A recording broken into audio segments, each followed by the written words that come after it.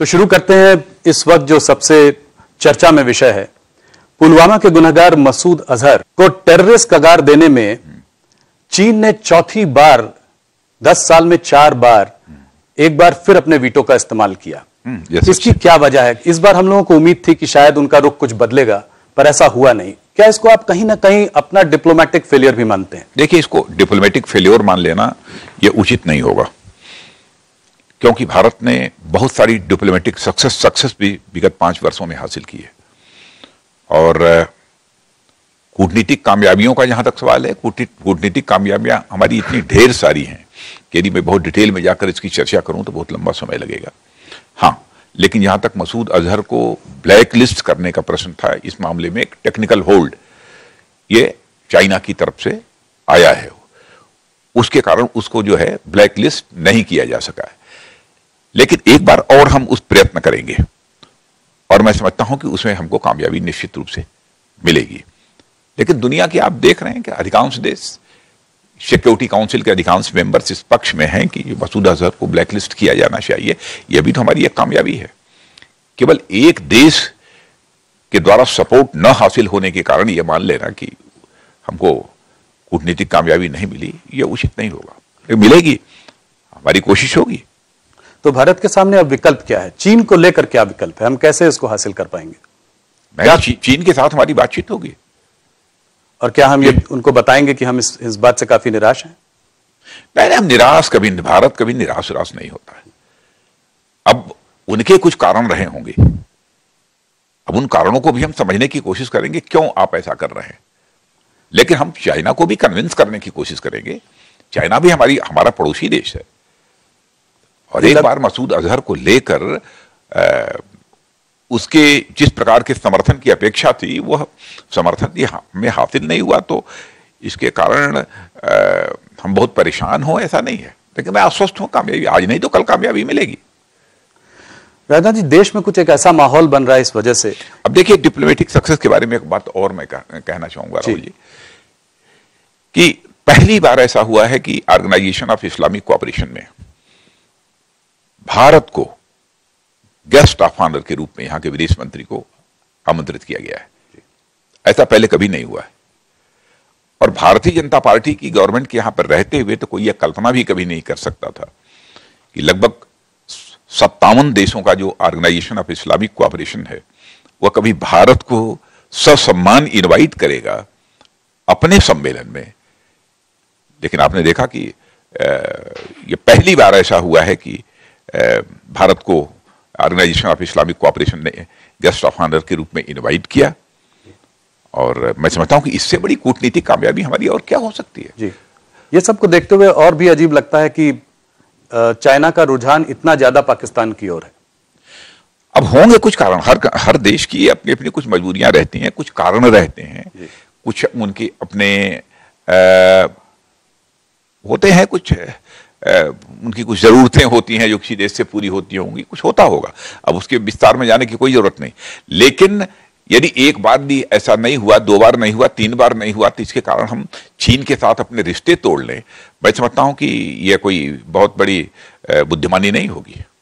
चीन के प्रति ऐसा माहौल बन रहा है कि उनके जितने भी यहाँ प्रोडक्ट्स हैं उनको हम लोग बैन करें, या जैसे कि चाइनीज इन्वेस्टमेंट इंडिया में इतने आ रहे हैं, उस पर भी उंगली उठाई जा रही है। क्या आप मानते हैं कि ऐसा हमें करना चाहिए? देखिए, व्यक्तिगत रिश्तों का भी यहां तक प्रश्न होता है। अब हमारे और राहुल जी के बीच के रिश्तों का जहां तक प्रश्न है, कोई छोटी सी बात हो हम रिश्तों को तोड़ लें, इसे बुद्धिमानी नहीं कहा जाएगा। हो सकता है कभी कभी कुछ आपकी भी कंपल्सन्स होती हैं, जिनके कारण जिस प्रकार की हमारी व्यवहार की अपेक्षा रहती है आपसे, वह नहीं हो पाती है पूरी। होंगे कुछ कारण, लेकिन जो रेशनल होते हैं, जो बुद्धिमान लोग होते हैं, वो इन सब सारी चीजों के संबंध में फैसला करने में समय लेते हैं। 1, 2, 3 घटनाओं के कारण ही रिश्ते नहीं टूटते। हम रिश्ते बनाकर रखने की कोशिश करेंगे। आपकी बातों से मुझे लग रहा है कि आपको अभी भी काफी उम्मीद है कि चीन अपना, मैं आश्वस्त हूं कि वो अपना, तो समय लग सकता है, लेकिन चीन भी रास्ते पर आएगा।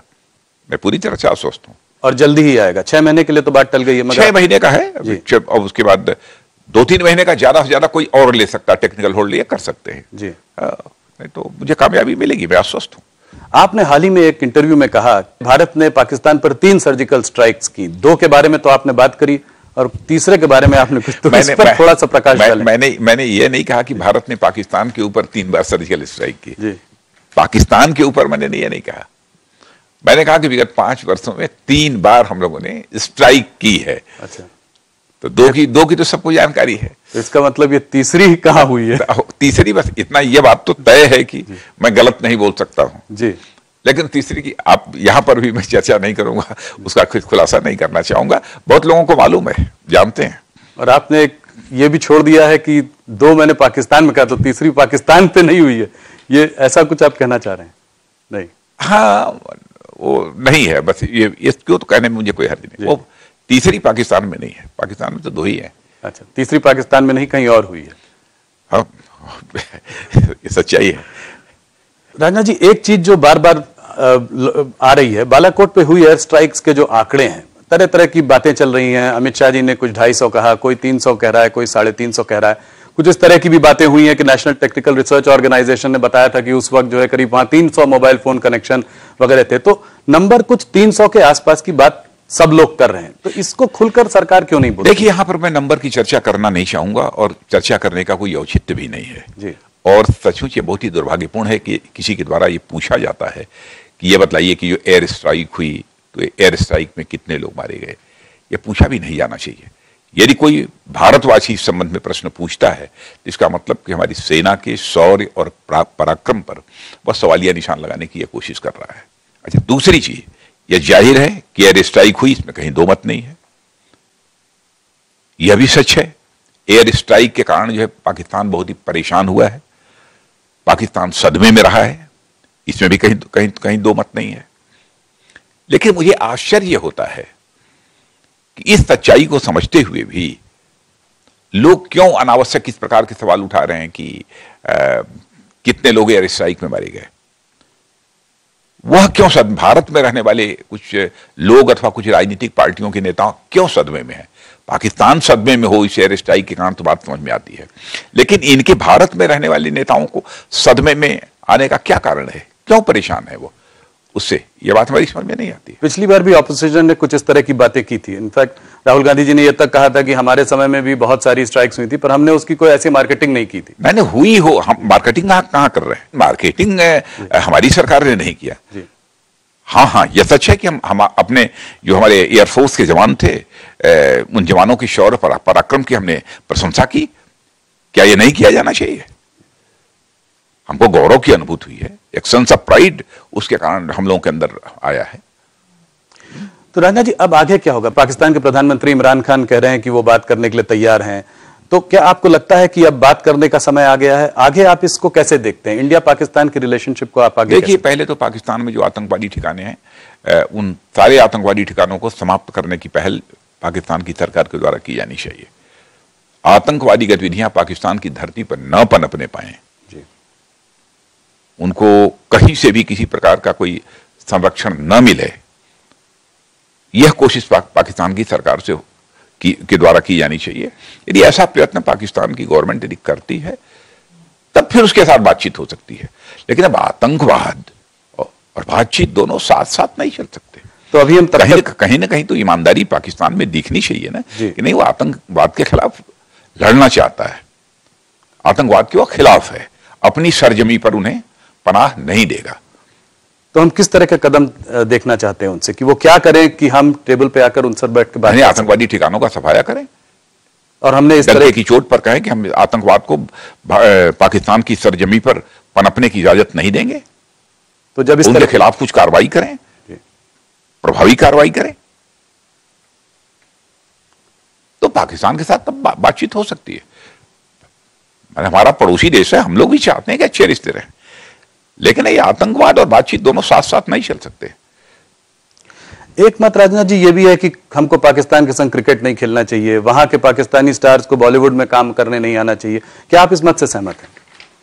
देखिए, इस समय हालात तो जैसे हो गए थे, तो मैं समझता हूं कि किसी भी देशभक्त व्यक्ति का जो है दिल गवारा नहीं करेगा। अब लेकिन समय के साथ सब सारी चीजें बदलती रहती हैं। वर्ल्ड कप में इंडिया को पाकिस्तान के संग खेलना चाहिए कि नहीं? अब ये उसके वर्ल्ड कप के लोग फैसला करें और पाकिस्तान की ये जो बीसीसीआई है ये फैसला करे। इसके बारे में मैं कोई सुझाव नहीं देना चाहता हूं। यदि कोई सुझाव यदि वो मांगेंगे तो मैं सुझाव दूंगा उनको क्या करना चाहिए।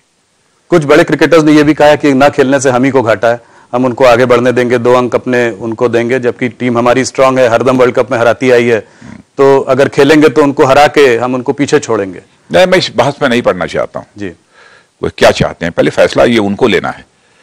हर संस्था की एक अपनी ऑटोनॉमी होती है, मैं ये ऑटोनॉमी उनको भी देता हूं कि आप इस संबंध में फैसला करिए, लेकिन सोच समझकर फैसला कीजिए। कश्मीर की समस्या का क्या हल है? अब हम वहां पर नॉर्मलसी लाने की कैसे प्रयास करेंगे? वहां चुनाव की हम कब उम्मीद कर सकते हैं? चुनाव जल्दी ही होगा। अभी आपने देखा होगा कि लोकल बॉडीज के चुनाव वहां पर हम लोगों ने संपन्न कराए हैं जी। और लोकल बॉडीज के रूरल पंचायतों के चुनाव भी हुए हैं और जो नगर पंचायत, नगर परिषद और नगर निगम के चुनाव भी वहां पर हुए हैं और आगे लोकसभा का चुनाव होने जा रहा है। और मैं समझता हूं इलेक्शन कमीशन को फैसला करना है, वो भी जल्द फैसला कर लेगा कि विधानसभा के चुनाव भी कब होंगे। तो चुनाव तो होंगे और हम लोग भी चाहते हैं कि इलेक्टेड गवर्नमेंट हो और ठीक तरीके से जम्मू कश्मीर की सरकार चले और वहां जम्मू कश्मीर का एक डेवलपमेंट हो, यही ख्वाहिश हम लोगों की भी है। क्योंकि मैं जानता हूं, हकीकत यह है कि कश्मीर के 90% लोग वो सब बिल्कुल एक शांत माहौल में रहना चाहते हैं। वो भी कश्मीर का विकास अपनी आंखों से देखना चाहते हैं। जिस प्रकार की हालात इस समय कश्मीर में है, ये उन्हें भी पसंद नहीं है। लेकिन कुछ ऐसी ताकतें हैं और एक हमारा पड़ोसी देश है, उसकी शाह, जिसके कारण कुछ ना कुछ इस प्रकार की हरकतें बराबर कुछ ना कुछ होती रहती हैं वहां। लेकिन आश्वस्त रहिए, रुकेगा। अब बहुत हो गया जी, ये रुकेगा और कश्मीर का डेवलपमेंट भी तेजी के साथ होगा। कि जो रिसेंट कुछ ओपिनियन पोल्स आए हैं वो दिखा रहे हैं कि बीजेपी की स्थिति पहले से काफी बेहतर है। क्या आपको लगता है कि ये बालाकोट स्ट्राइक के बाद ये नेशनल सिक्योरिटी का मुद्दा जो उठा है, उसको लेकर आपकी पार्टी के प्रोस्पेक्ट ज्यादा अच्छे हुए हैं, आने वाले चुनाव में ज्यादा अच्छे लग रहे हैं? वैसे राहुल जी, मैं आपसे रिक्वेस्ट करूंगा कि बालाकोट में जो कुछ भी हुआ है अथवा जो भी एयर स्ट्राइक हुई है, उसको चुनावी राजनीति से जोड़कर नहीं देखा जाना चाहिए। मैं इसके सख्त खिलाफ हूं और इसीलिए मैंने कहा कि जिन लोगों ने सवाल पूछे उस समय, ये सरकार बतलाए, ये एयरफोर्स के लोग बतलाएं कि कितने लोग वहां पर मारे गए, तो मैंने कहा कि इस तरीके से जो एक नेशनल प्राइड, राष्ट्रीय स्वाभिमान के जो मुद्दे होते हैं, उन्हें पॉलिटिसाइज नहीं किया जाना चाहिए, उनका राजनीतिकरण नहीं होना चाहिए। इसको तो मैं इस रूप में जोड़कर मैं कभी नहीं देखता हूं। बालाकोट में एयर स्ट्राइक हुई, एयर स्ट्राइक होने के कारण हमारी गवर्नमेंट को, हमारी पार्टी को और अधिक चुनाव में कामयाबी हासिल होगी, ऐसा मान के मैं नहीं चलता हूं। ये बहुत कहीं ना कहीं मोदी जी की जो लीडरशिप है उस पर लोगों को ज्यादा विश्वास है कि इस तरह की चीजों से आगे ज्यादा अच्छी तरह से लड़ पाएगी। देखिए, मोदी जी की लीडरशिप का जहां तक सवाल है, मैं हकीकत यह मैं बतलाऊं कि लोगों का विश्वास है कि एक डिसाइसिव लीडरशिप है, निर्णय लेने वाली है, ये एक सरकार है, एक नेतृत्व है मोदी जी का। यह लोगों का भरोसा है, विश्वास है, इसमें कहीं दो राय नहीं। लोग ये भी मानते हैं कि हमारे देश का प्राइम मिनिस्टर डेड ऑनेस्ट है, वो कभी करप्शन से कंप्रोमाइज नहीं कर सकता है, विजनरी है, दूर की देखता है। यह सब एक कल्पना उनके बारे में है। तो आप लोग जब इस चुनाव में आगे जा रहे हैं तो आपके मुद्दे क्या होंगे? किस मुद्दों पर आप चुनाव लड़ेंगे? हम लोग तो चाहेंगे गुड गवर्नेंस और डेवलपमेंट। जो कुछ भी हम लोगों ने किया है उन्हीं को लेकर जनता के बीच जाएंगे और आगे हम क्या करने वाले हैं, इसके लिए हम लोग इलेक्शन मैनिफेस्टो, जिसे हम लोगों ने संकल्प पत्र कहा है, वो भी हम लोग तैयार कर रहे हैं कि बहुत दिन दूर नहीं है कि 10 से लेकर 12 वर्षों के अंदर ही ये भारत दुनिया की टॉप 3 कंट्रीज में आ सकता है। बड़ी बात है। बिग पिक्चर कैसे देखते हैं इस इलेक्शन में? पूरा ऑपोजिशन हर जगह एक साथ जुट गया है कि इस बार कुछ भी करके बीजेपी को हराना है। तो इसमें हमारे देश में जो कि कास्ट कॉम्बिनेशन इतना इंपॉर्टेंट होता है, ये महागठबंधन जब मिलकर आपसे लड़ेगा 2019 में, आप अपने आंकड़ों को कैसे देखते हैं? देखिए, मैं समझता हूं गठबंधन जहां तक कांग्रेस पार्टी का प्रश्न है अथवा उनके साथ जो पॉलिटिकल पार्टीज हैं, उनके लिए गठबंधन एक कंपल्सन होगा। लेकिन जहां तक भारतीय जनता पार्टी का प्रश्न है, मैं राहुल जी ये कहना चाहूंगा कि गठबंधन हमारे लिए कंपल्सन नहीं बल्कि हमारा कमिटमेंट है।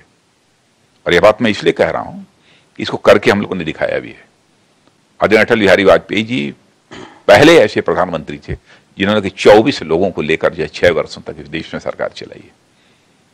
और यही हम लोगों के साथ 2014 में जो लोग आए एक आध की बात छोड़ दीजिए, लेकिन मैं कह सकता हूं 2014 में जितने हमारे एलाइज थे, अब हमारे एलाइज का नंबर बढ़ गया है।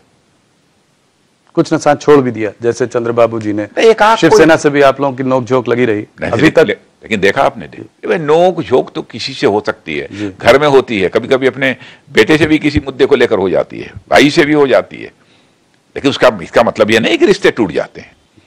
हमारी शिवसेना के साथ, शिवसेना हमारा बहुत ही पुराना एलाई है। मैं सचमुच हमको यदि कहना हो तो मैं कह सकता हूँ शिवसेना और जनता दल यू ये सब हमारी फैमिली मेंबर की तरह हैं।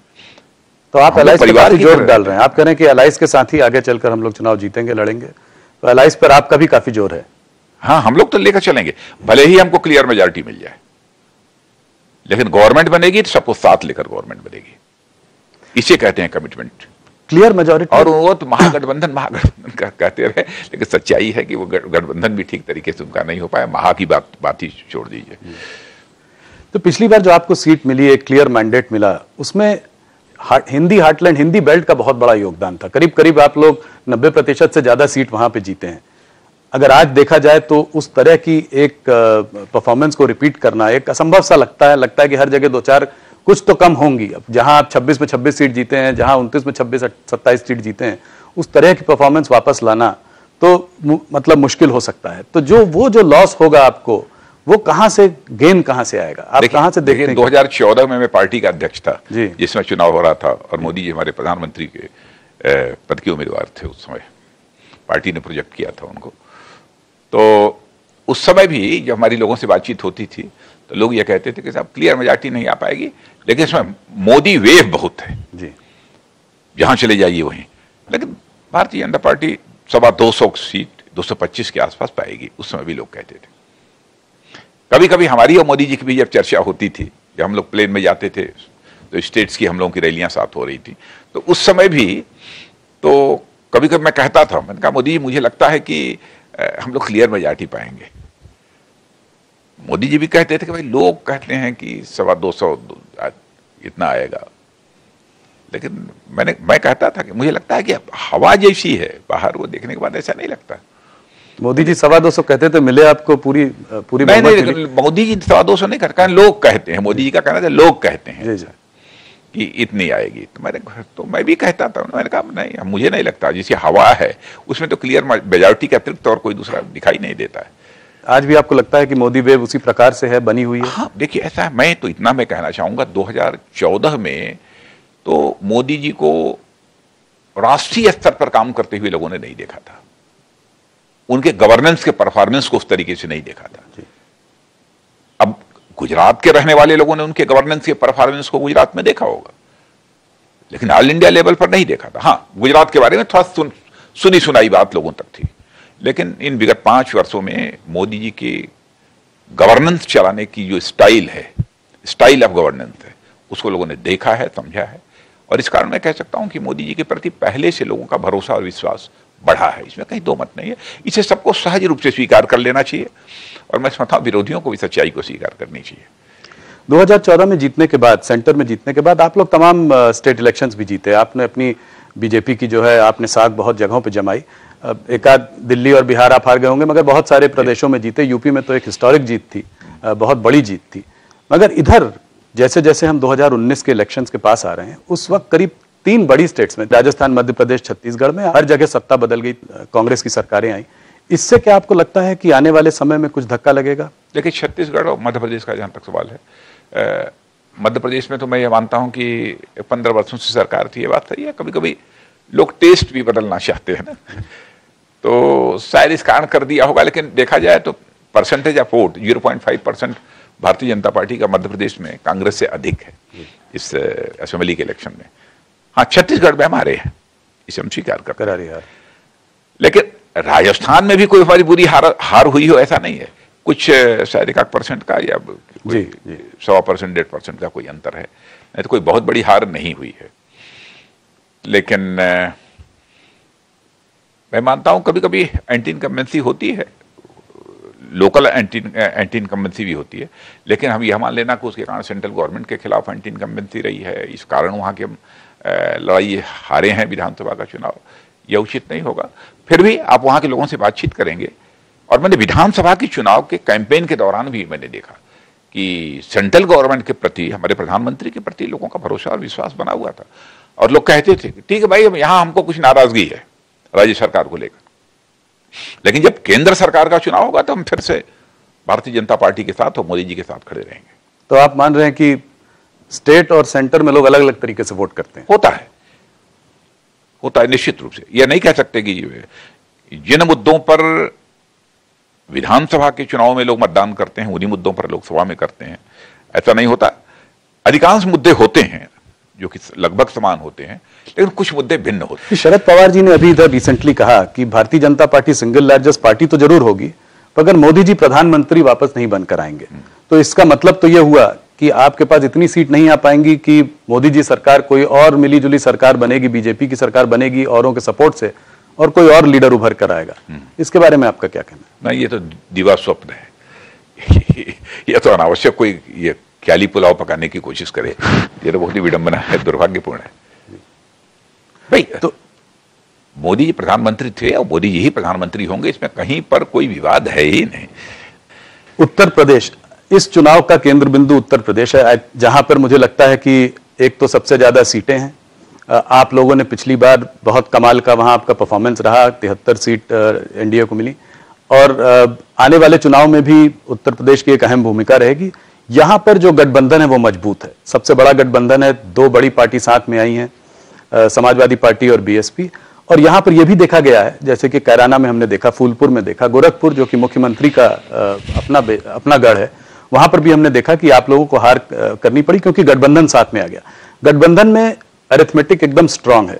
अगर आप मुस्लिम वोट्स को जोड़ दें, जाटव, यादव, ये सब मिला जुलाकर 40% के ऊपर चला जाता है। और ऐसा कभी हुआ नहीं है, सिर्फ 2014 में छोड़कर, जब आपका वोट शेयर इन लोगों से ज्यादा रहा हो, इन दोनों के कंबाइंड वोट शेयर से ज्यादा रहा हो।